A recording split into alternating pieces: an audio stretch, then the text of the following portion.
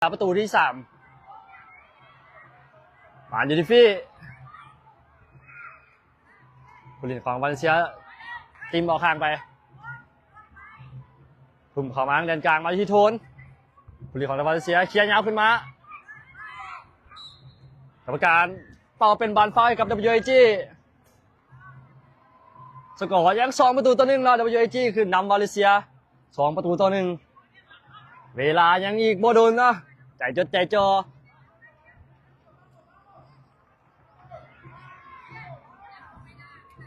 เอามาเบิ่งฟรีคิกดูดิโอ้น่าเสียดายลูกของอนุสักเนาะน่าจะปิดกล้องได้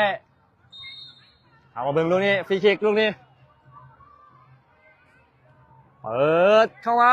ผู้สาประตูยังเซฟได้ไปเงาขึ้นไป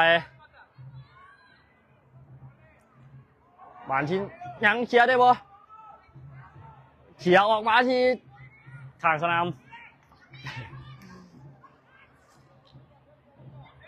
สกอร์ยัง2-1อยู่เนาะสกอร์ลงขึ้นมาทันวาเขียออกข้างไปอีกเดือนหนึ่ง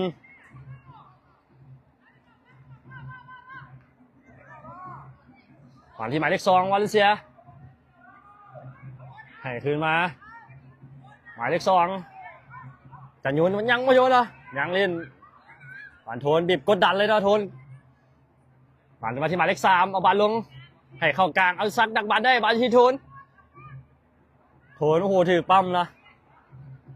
เสียบอลไปบอลที่หมายเลข8วาเลนเซียงงแงกที่กลางสนามบอลที่หมายเลข2ออกมาทางด้านขวาลากขอนใจเปิดเข้ามาที่หน้าประตูเสียวมีเสียวเป็นบอลออกหลังไปเป็นบอลตั้งเตะจากหน้าประตูทางด้าน WAG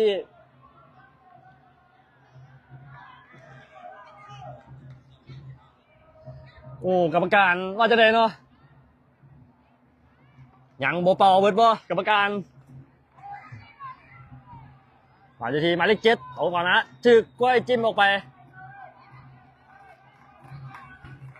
เวลาเนาะเวลาเวลาเบิดไปแล้วเนาะกรรมการยังโบเป่า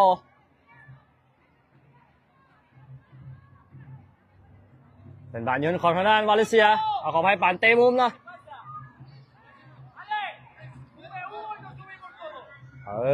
เข้ามา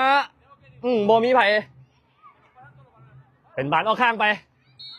กรรมการเป่าวีดจบเกมการแข่งขันผมก็ว่าWAGเอาชนะวาเลนเซียไป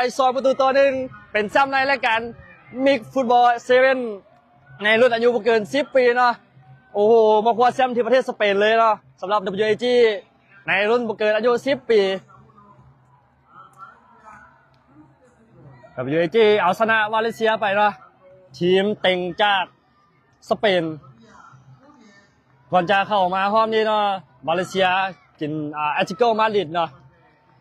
ที่ร้านเข้ามานี่เคลียร์แอตเลติโกมาดริดตกรอบไป